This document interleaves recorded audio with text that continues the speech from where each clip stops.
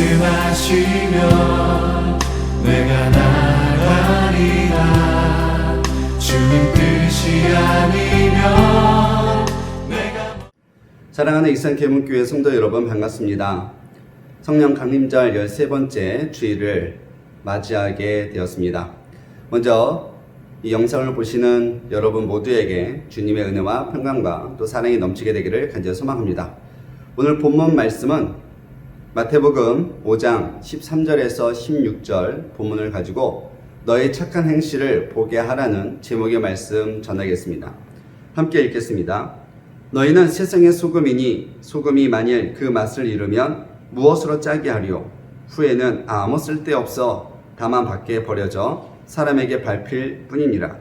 너희는 세상의 빛이라. 산 위에 있는 동네가 숨겨지지 못할 것이요 사람이 등불을 켜서 말 아래에 두지 아니하고 등경 위에 두나니 이러므로 집안 모든 사람에게 비추느니라. 이같이 너희 빛이 사람 앞에 비치게 하여 그들로 너희 착한 행실을 보고 하늘에 계신 너희 아버지께 영광을 돌리게 하라.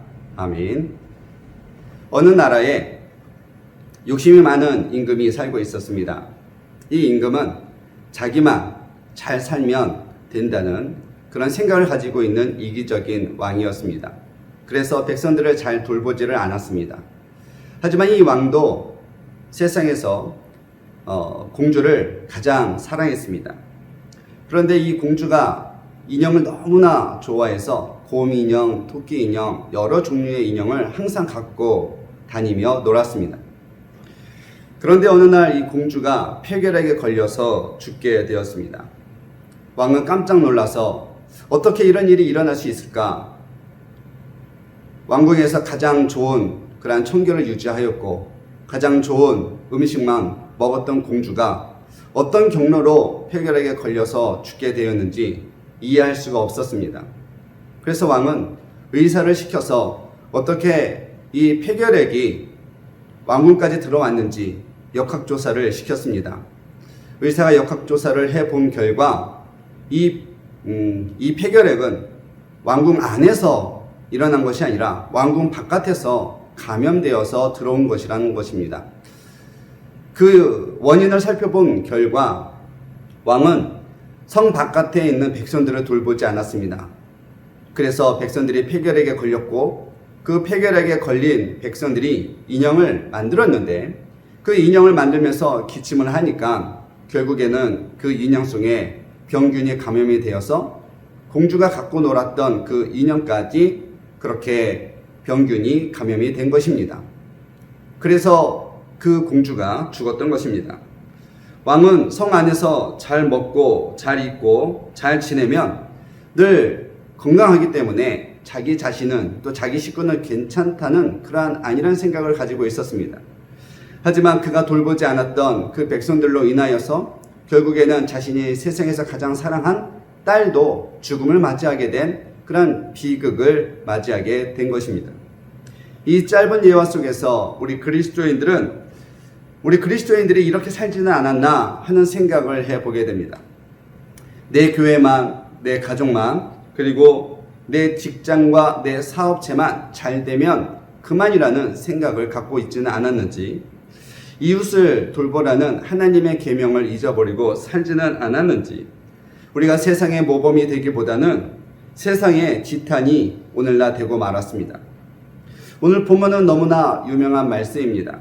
그래서 대부분의 그리스도인들은 오늘 본문의 말씀을 읽고 빛과 소금으로 살라고 하는구나 하는 그런 결론을 내려버립니다. 하지만 오늘 말씀은 그렇지 않습니다. 본문 16절에 보면 진짜 주제가 나타나 있습니다. 그것은 너의 착한 행실을 보고 하늘에 계신 너희 아버지께 영광을 돌리라 입니다. 이런 의미에서 우리 그리스도인들은 하나님 앞에 불효자입니다. 왜냐하면 하나님의 영광을 가리웠기 때문에 그렇습니다. 오늘날 안타깝게도 코로나 확산의 주범이 바로 교회가 되고 말았습니다. 당국의 방역에 협조하지 않는 세력이 되고 말았습니다. 세상 사람들이 교회 가는 것을 이제는 이상한 눈으로 쳐다보는 그러한 상황에 이르렀습니다. 다 우리의 잘못입니다.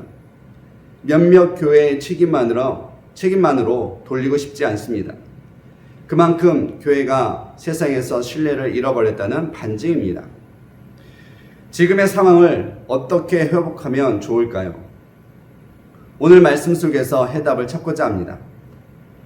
본문에서 본문 말씀을 보면 우리가 세상을 향한 우리의 역할이 있습니다. 그것은 소금이 되라는 것입니다. 빛이 되라는 것입니다. 어디에서 빛과 소금의 역할을 감당해야 되느냐? 바로 이 세상이라는 것입니다. 본문 13절 말씀을 보면 너희는 세상의 소금이니 라고 했습니다. 또 14절에서는 너희는 세상의 빛이 되라고 말씀하고 있습니다. 빛과 소금은 세상에 있어야 그 역할을 감당할 수 있다는 것입니다. 빛과 소금은 하나님 나라에서는 필요 없습니다. 성경에서 소금은 부의 상징으로 여겨졌습니다.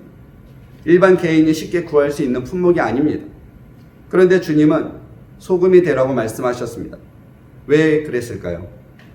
소금은 세상 사람들에게 가장 필요한 재료가 되기 때문에 그렇습니다.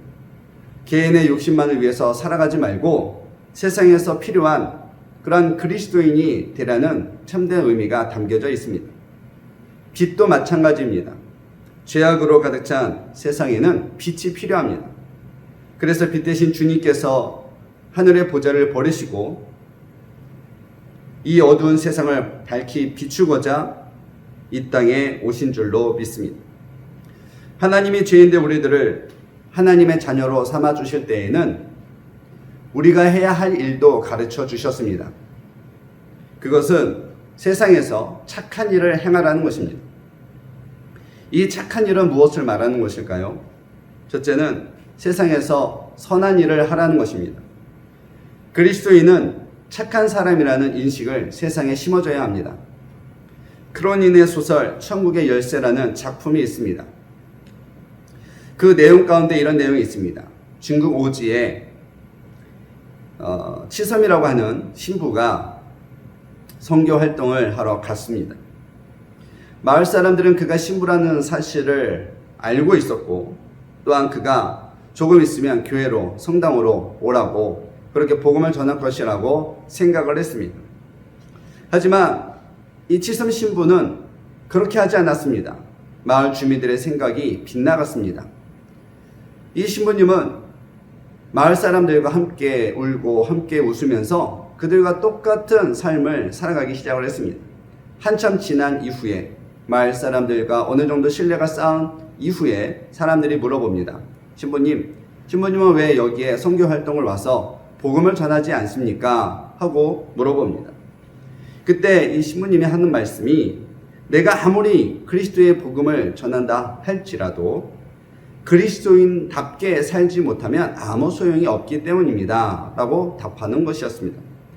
복음을 전하는 것이 중요한 것이 아니라 그리스도인답게 살아가는 것이 진짜 복음이라는 것을 가르쳐 준 것입니다. 오늘날 그리스도인들이 세상에서 신뢰를 잃은 이유가 바로 여기에 있죠. 말과 행동이 달랐다는 것입니다. 두 번째로 착한 행실이란 세상을 사랑하라는 것입니다. 그리스도인들의 삶의 터전은 하늘나라가 아닙니다. 바로 이 세상입니다. 세상을 벗어날 수가 없습니다. 세상을 등지고 살아가는 것이 아니라 세상 속에서 함께 어울리며 살아가되 그들을 주님께 인도해야 되는 것입니다. 오늘 본문에서도 소금이 그 맛을 잃어버리면 아무 쓸모 없다고 말을 했습니다. 우리 그리스도인들이 지녀야 될 맛이 있습니다. 그것은 사랑, 기쁨, 위로, 격려, 나눔, 소망 등이 될 것입니다. 여러분 한번 생각해 보시기 바랍니다. 사랑 대신에 미움을 가지고 있는 그리스도인이 용서 대신에 복수를 꿈꾸고 있는 그리스도인이 세상에 무슨 맛을 낼 수 있겠습니까? 아무 소용없는 자가 되고 말 것입니다. 구름을 움직이는 것은 보이지 않는 바람이라고 했습니다. 이 세상을 움직이는 것은 바로 사랑인 줄로 믿습니다. 하나님은 사랑이 무엇인지 예수 그리스도를 통해 우리에게 보여주셨습니다. 그 사랑은 바로 십자가의 사랑입니다. 세상은 예수님을 미워했습니다. 싫어했습니다. 그래서 십자가에 달려 죽게 했습니다. 하지만 예수님은 변명하지 않았습니다. 도망치지 않았습니다. 사랑으로 그들을 용서해 주셨습니다. 이제 우리가 해야 할 일이 있습니다. 세상이 다시 교회를 신뢰할 수 있도록 우리가 착한 행실을 행해야 합니다. 이웃들이 손가락질을 하여도 지금은 침묵으로 일관하며 대응하지 말아야 됩니다. 교회가 욕을 먹어도 지금은 우리의 잘못을 깨닫고 근신하며 회개하며 나아가야 됩니다. 또한 교회가 그리스도인들이 세상의 혐오 대상이 된 것을 안타깝게 여기며 애통하는 마음으로 하나님께 기도해야 할 때인 줄로 믿습니다. 교회가 그리스도인이 세상으로부터 신뢰를 얻기까지에는 많은 시간이 걸릴 것입니다. 또한 친절한 금자씨란 영화에서 이영애 씨가 말한 것처럼 너나 잘하세요 라고 비아냥거릴 수도 있습니다. 그럼에도 불구하고 우리는 착한 행실을 몸으로 삶으로 그렇게 보여줘야 합니다. 그래야 다시 신뢰가 조금씩 회복될 줄로 믿습니다. 탈무드에 이런 이야기가 있습니다. 어느 날 왕이 어떤 사람을 궁으로 불렀습니다. 왕이 궁으로 불렀을 때에는 두 가지 이유입니다. 상을 주거나 벌을 주거나 둘 중에 하나입니다.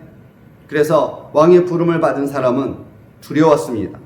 떨렸습니다. 그래서 누군가와 함께 가기를 원했습니다. 그에게는 3명의 친구가 있었습니다. 첫 번째 친구는 가장 친한 친구였고, 두 번째는 그 다음으로 친한 친구였고, 세 번째는 이제는 좀 덜 친한 친구였습니다. 먼저 가장 친한 친구에게 왕이 나를 불렀다고 같이 가자고 제안을 했습니다. 그러자 이 친구는 단칼에 거절을 해버리고 말았습니다. 두 번째 친구에게 요청을 했습니다. 내가 당신과 함께 성 앞까지는 갈 수는 있지만 성 안에는 들어갈 수 없다고 이야기를 해주었습니다. 가장 친하지 않았다고 생각하는 그 친구에게 도움을 요청하니까 그 친구는 기꺼이 내가 왕 앞에까지 가겠다고 그렇게 이야기를 해주는 것이었습니다. 당신은 지은 죄가 없기 때문에 걱정하지 말고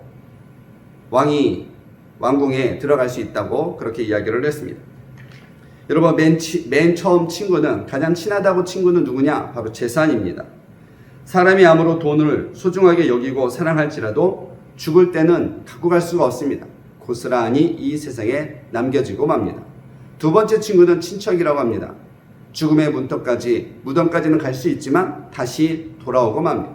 세 번째 친구는 누구냐? 바로 착한 행실이라고 그럽니다. 착한 행실은 평소에는 나에게 어떤 큰 의미로 다가오지는 않지만 죽은 뒤에는 영원히 함께 할 수 있다는 것을 보여주고 있습니다. 주님은 우리들에게 교회의 빛, 교회의 소금이 되라고 말하지 않았습니다. 세상의 빛과 소금이 되라고 말씀하고 있습니다. 세상은 여러분의 행실을 지켜볼 것입니다. 그 행실이 착하고 선한 행동일 때 교회는 다시 회복될 줄로 믿습니다. 세상의 신뢰를 얻게 될 것입니다. 여러분, 이웃을 사랑하십시오. 여러분의 참된 행실로 하나님께 영광 돌리는 그런 그리스도인들이 되시기를 바랍니다. 오늘 그런 그리스도인들이 되실 때에 하나님께 큰 영광을 돌리는 주님의 귀한 자녀들이 될 줄로 믿습니다. 이 믿음으로 승리하시길 주님의 이름으로 축복합니다. 함께 기도하겠습니다. 참 좋으신 하나님, 오늘 이 시간 주의 말씀을 들고 섰습니다. 진리의 말씀만이 선포되게 하시고, 아버지, 우리가 세상에서 착한 행실을 통하여서 하나님께 영광 돌리는 믿음의 자녀들이 되게 도와주옵소서. 그리하여 교회가 이제는 세상에서 다시 신뢰가 회복되게 하여 주시고, 세상에서 빛과 소금의 역할을 감당할 수 있는 하나님의 귀한 믿음의 재단이 되게 도와주시옵소서. 아버지, 그리하여서 나중에는 교회가 하나님 아버지 이 세상에서 꼭 필요한 존재로 우뚝 세워질 수 있도록 도와주옵소서. 모든 성도님들의 삶 가운데 착한 행실이 넘쳐날 수 있도록 도와주실 줄 믿사오며 예수님의 이름으로 기도드립니다. 아멘.